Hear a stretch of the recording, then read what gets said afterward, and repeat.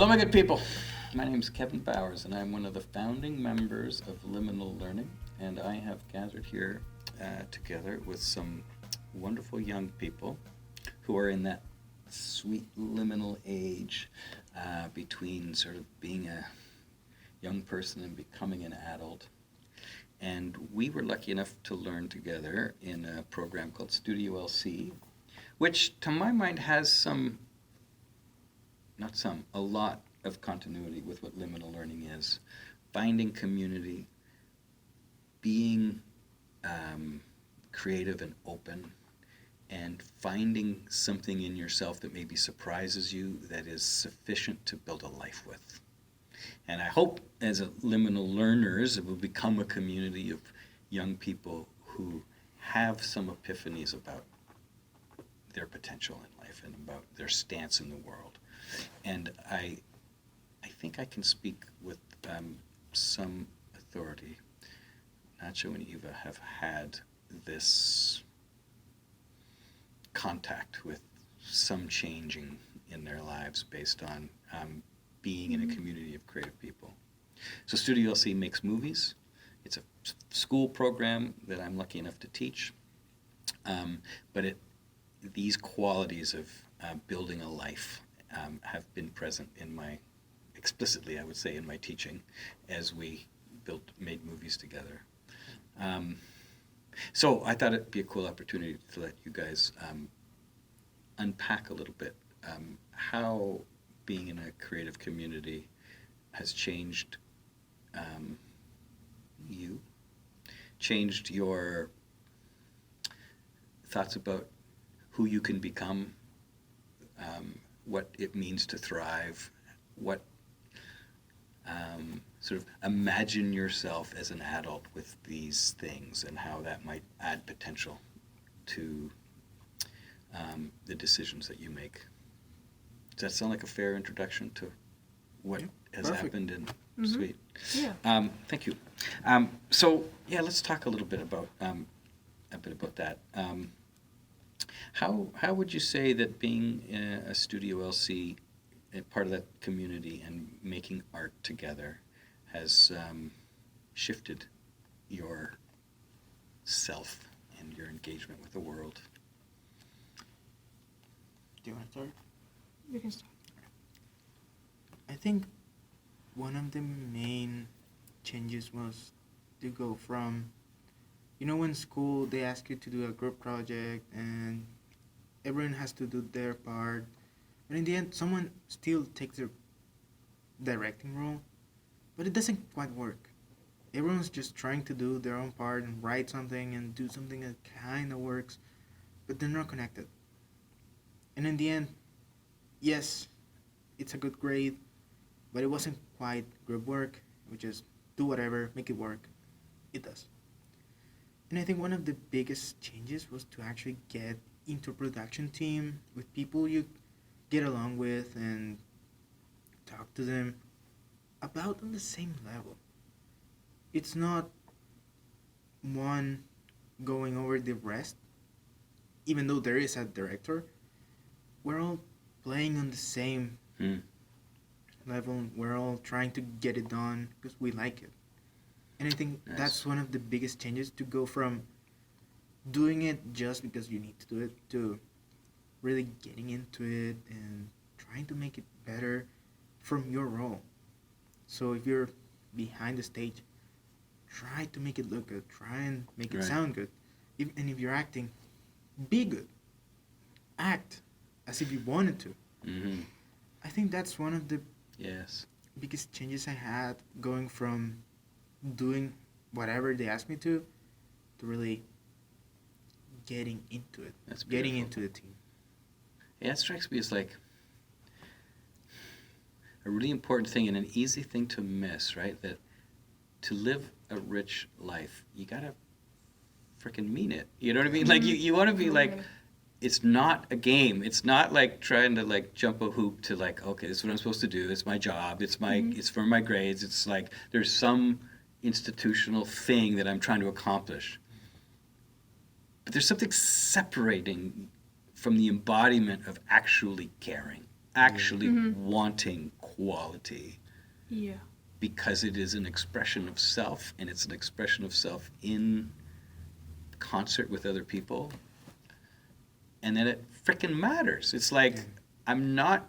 One of the things I'm most proud of in when I'm teaching well, when the class is thriving, is no one gives a crap about their marks. Like, no one comes to me and says, "Oh, what did I get on that?" Because they know the right answer to that question is,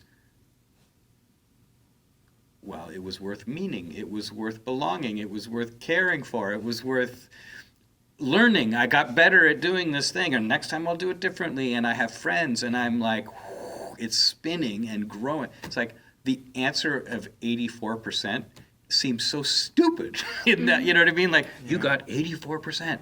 It's like, yeah, that number, whatever the number is such a diminishing of what it means to be alive. Like, to put a number on life. Mhm. Anyway, so I'm always very proud, and I thank you for sort of recognizing how it was different,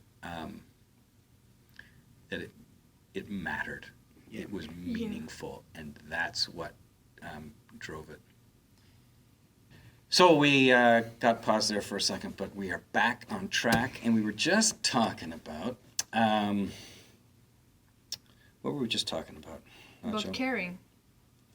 That's right. Yeah. That's right. Well played. That it was the difference between jumping through hoops in life because the institutions or culture say these things are important, as opposed to like turning that thing inward, the fire, the logos inside of you. And I'm looking at you right now because I have watched you find that thing and care deeply and be, I would say, transformed Yeah. by your recognition of how important it was for you to make something that Mhm. was yours. Maybe you could talk about that a bit. Yeah. I feel like before, when I was just going to school, I mean, that's gonna sound a little repetitive from like what you said, but I really wasn't paying attention to what I was doing, and I wasn't caring at all. Like, I was only caring about my mark, which is stupid now that I think about it. But that's No blame. just the No, truth. no judgment. I was just really only caring about the number that I was getting, and I was judging myself on that, which is even more stupid. And this time when I was in studio, I felt like I really cared differently, not about the mark, because I was never worried about that. I was caring for the thing that I was doing to be good and to be like I wanted to be, and to like just get it out of my body, like just to be able to express what I had to say, kind of, but without saying it with my words because I just don't have it. So I feel like I just found my way to express how I felt without saying too much, or without saying that, oh yeah, that stuff was about me or whatever, because it really wasn't the point. I just needed to just let it out, and it just felt really good to care about something that is not a number and that is not stressing me out for my career or my future, or it was just something that mattered to me, and I was thinking about it a lot, and it felt good to finish it and to work with the people I was working with. It was also really hard to express myself on set. Sometimes I just didn't have any words that were coming out of my mouth. So I was just kind of like making signs to Nacho to make him understand what I wanted with the camera.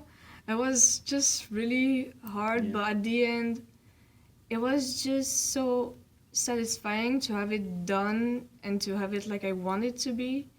And like everybody was happy with the result, and it just felt really, really good. Yeah. Yeah, I I remember that time in the screen room. We were talking English for too long, trying to make it work and trying to get in time. And I think you asked something, and I responded in Spanish. I said yes in Spanish. And then, like a minute after, she responded in French. Right. We were so tired, Yeah. but it worked. Like at some point, it worked. Yeah. Mm-hmm. That's one thing that I guess I'm kind of proud of in studio, and that would be part of this liminal learning experience, is like, I remember we were in the back room there, and you just said you needed to do this thing. Mm-hmm. That you had the courage to say that it was important enough to articulate, like, Yeah. and that, because I guess, like, the part that I'm proud of myself as being a teacher is like, okay, like, we're gonna make it happen. You know what I mean? Because it's important. So it's like, I can change the scheduling. I can change, whatever we need to do to make that thing happen. That's important. We can do. We can. I think it's an important trick, right? Is that whatever the institutions are, whatever the rules of engagement seem to be, they are less important than your heart, right? They're less important than the fulfillment of what it means to be a human, right? Those institutions are supposed to help us, not get in our way, right? Yeah. Mhm. And sometimes I think we think of them as so that they're too real, right? Like the timelines and diplomas and I don't know what all, like. In reality, those kinds of cultural mechanisms are supposed to be there to help us thrive, and when they're not, then we have to make a new world in which to find our thriving. And that's where I think liminal learning and creativity is so important. It's like, it reminds us, like, oh yeah, we're here to do the good work of being thriving in community, helping each other, making cool stuff, and whatever the sort of whatever cultural impediments there are to that, it's like, don't take those too seriously. Don't let those kinds of things get in the way. Like both of you were saying, I was thinking more about Marx than I was about my heart. That's a common, I think, malaise or dis-ease in our culture, right? We conform ourselves to the institution before we have the institutions conform to us, or something like that. Yeah. Yeah, for the first project was the monologue. I remember after it, I was so worried about the mark and trying to find out what it was. When I realized I couldn't find it, it's like, whatever. Because I didn't mark it or something. I don't know. I'm not gonna blame anyone. Yeah. I just could not find it. And you know what? Why do I even care? It's done. It's good. I'm happy with it. Let's move on. We have another project to do. Why do I care? Why care? Yeah. Nice. That's good. Yeah, it's a slippery, important piece. To prioritize meaning and passion, and to sort of flip the narrative, right? Because all of culture, or much of culture, will tell us, oh, no, you need to do this, that, and the other thing. And then you can care about the more soft things like meaning and passion. So yeah, it's not like throw the baby out with the bathwater. You still need to meet deadlines and do stuff. But by God, put your heart at the front of the train, to drive it or something like that. But both you guys have been. It's been fun to watch both of you sort of enact that change, like to see you shift. We've had some nice conversations about about that dynamic. Yeah. And Go ahead. One thing that I find interesting is we both come from school systems that they're similar within each other, but they're really different to what we know here. And they're based on marks. And your entire life depends on what you get. And well, at least for me, there's a test at the end of high school that you have to take. It's about everything. Everything. And they give you a score, and if you don't get enough, you just don't go to university. But that's added to all the marks throughout high school. That gives you a score. If you don't have it, you don't have it, and that's it. And you're done. You cannot do anything. You can't even fix it. At that point, you just accept it, I guess. All right. And I think that's where the fear, where the marks, like how important they are, come from. I think it just from the school system. But you realize that it's not about that. Life is easier than that. Why make it harder? Why care so much instead of just enjoying it? The rest is gonna come in its own. All the times I went in the back room and just experimented with the cameras and did stuff, at some point they're becoming useful. But if I just took the time to look at the grades and worry about that so much, worry about that it's perfect, why? It's art. It's perfect on its own. Well, if you make a mistake, that's another thing, but yeah. Can you see that shift? Talking about, so this liminal learning is partially like being in the space between, and then the next sort of step is like seeing yourself in the future, like imagining yourself as an adult. Can you see how these insights, maybe I should phrase it this way, do these insights make you more optimistic about a potential future? Yeah. Maybe speak to that for a second. So one thing I was very worried about, I still kind of am, is that, well, at least where I come from, if you don't have a degree, like a really high one, you're not gonna do anything. You really need to have well, this is for an example. Like back when I was there, I was worried about it. You need to get an engineering degree to do technical work. That's how bad it got. You have to go to university and become an engineer to fix a cable. How did we get there? How did we give so much importance to a title that does nothing? All they did in university was teach you from paper how to do it, but they don't give you the experience. And then the degree doesn't mean anything. It means that you went there, sat there for hours, did nothing, and then went into the world to keep training because you didn't do it before. And that's one big thing. If you go into a program where you're actually hands-on and practicing every day, I don't recall, well, at the start of studio we did have the scrapbook. We did take some notes, but it was like, 2 days? And after that, I was like, just keep in mind the 180 rule and go for it. I did not even take in mind the 180 rule, but it's Break the 180 rule if you want to, yeah. done. But so the question was making you feel more optimistic about the world. Oh, So yes. this, I feel like you've sort of answering it, but just want to Yeah. keep that thread.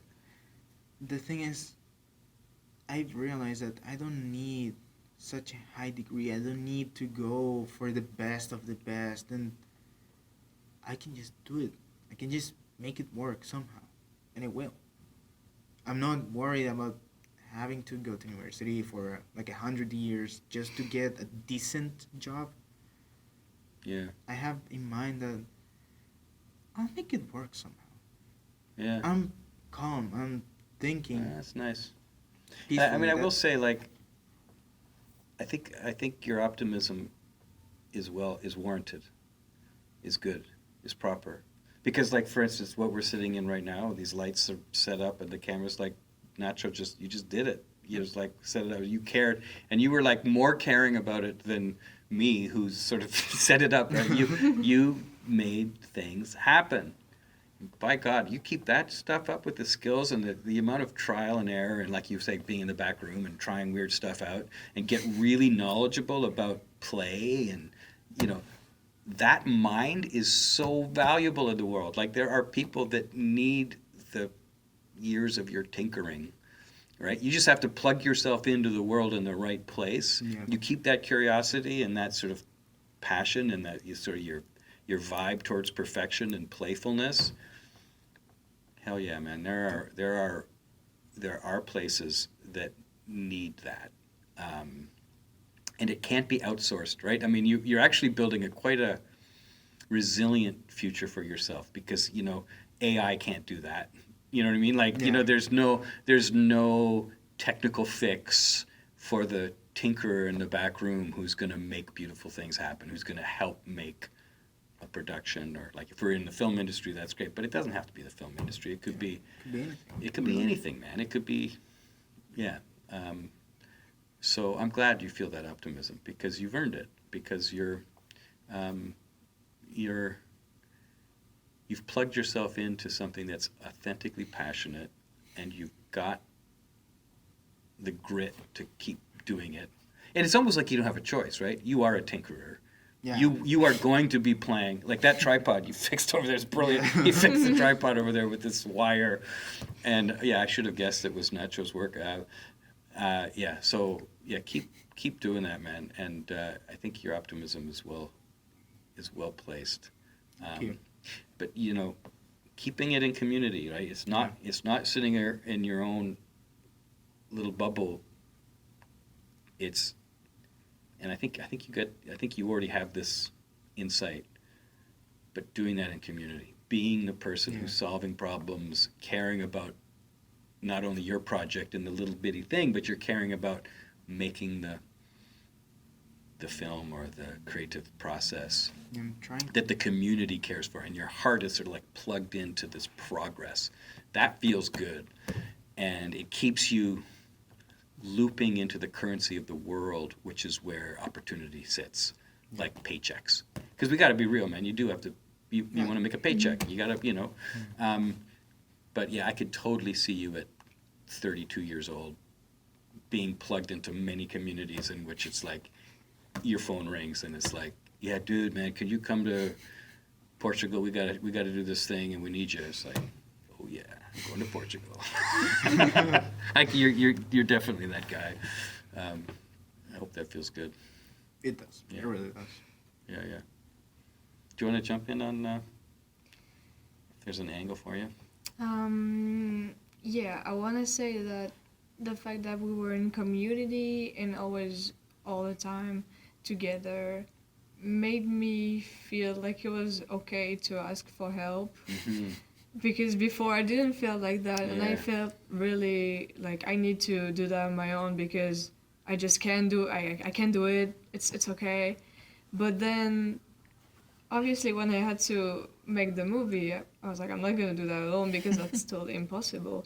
And it felt totally okay to ask for help, and I just got to realize that I have so much to learn from others. Like, it's not only from textbooks or something like that. I just have so much to learn from others. Just like working with Nacho, like he has so many amazing tricks. Like I would never have that idea. Like Yeah. I learned so much from a lot of people, and I made friends so much easier than I used to for some reason.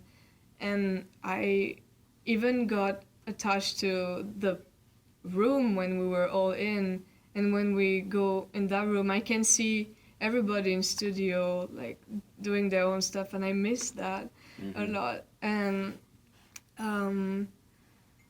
I feel like being in a community was a main point Yeah. for my experience, especially as an exchange student, because it's not easy to make friends when you're not speaking the language. So everything felt so much easier because everybody was here to help me and everybody was so understanding with me and so nice.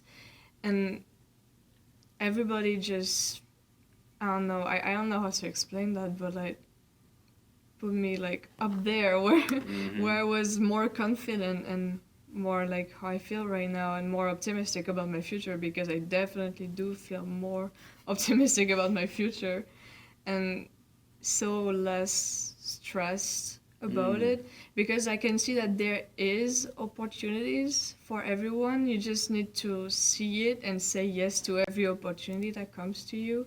And I think it's just so important to be able to have an open mind and just take any opportunities that are here for you, and you just have to see it, because there's so much again that you can take from others and make group works. And that's all I have to say about I remember when you were starting to do your own film for the first time, one of the things you said to me was, I'm afraid people won't pay attention to me. I'm afraid people won't listen. Because like to run a set, it feels like you need to have the big bullhorn and like, you over there, you over there, and like be this big person, and you're just like, that's not you, right? That's not an authentic version of yourself. So you had this image of a director as someone who's like extroverted and bossy or something, which is the image that I think most of us have in our head. But I remember saying to you, it's like, no, like, you can be yourself. You got a lot to offer. You just need the courage to sort of like ask them. I think I asked you to tell them that you're nervous about this. Like, tell your crew that you're nervous that people won't pay attention to you. And it's really important that we're on a team together and that we do this thing. And you had already sold them on the idea because the idea was brilliant. And then it worked. Yeah. It was this, to me, one of the things, I think one of the reasons that you're more optimistic now is because you had the courage to break through that sense of yourself, right? That the world needs loud people to be bossy, to make anything happen. And then you kind of went, no, I can be introverted, quiet, kind, and the world will conform. The world will follow your lead. It doesn't require you to change. It's just be authentic and vulnerable and passionate. Yeah. And the world will come. Like things will unfold.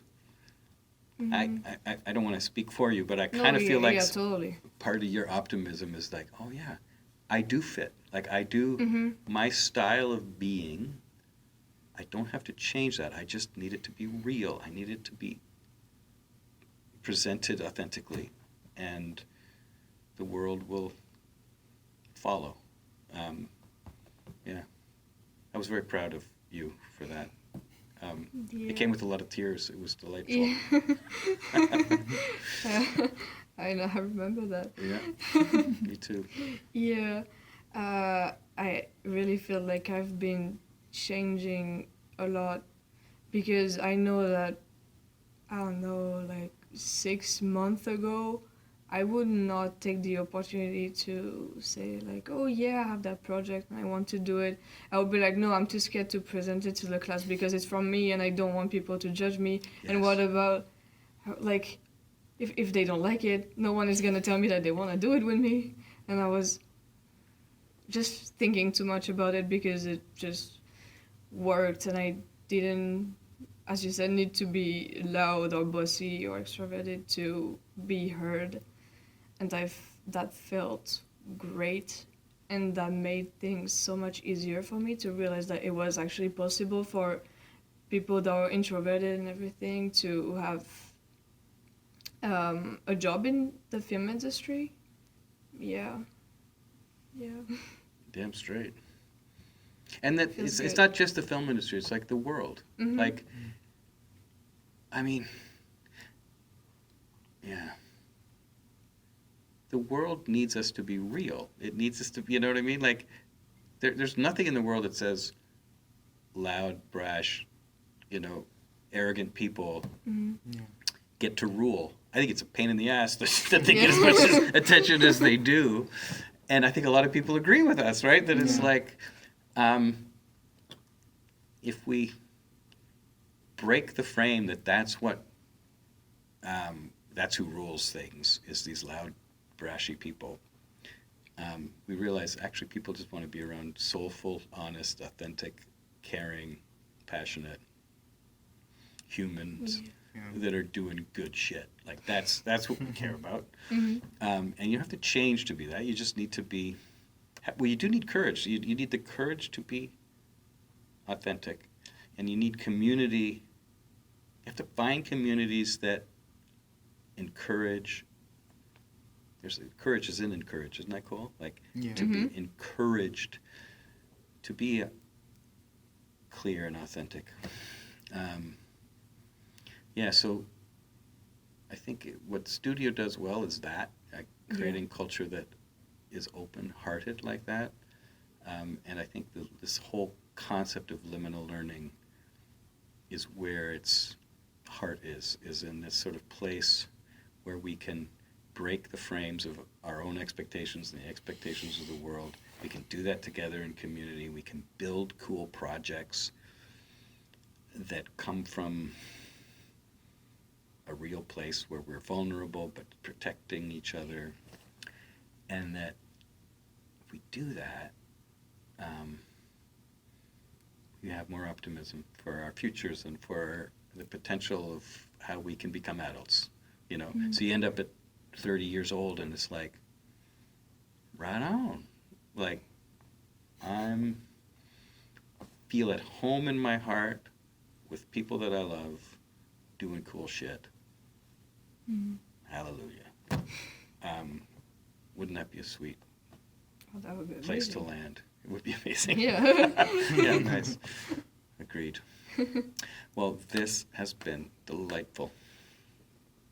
Thanks for being such sweet humans, doing this with me.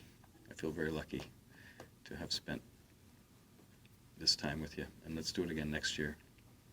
Yeah. We'll do liminal learning together in France. Yes. Okay. Thanks so much, everybody. Thanks for coming along. Thank you so much, too. Bye. Bye.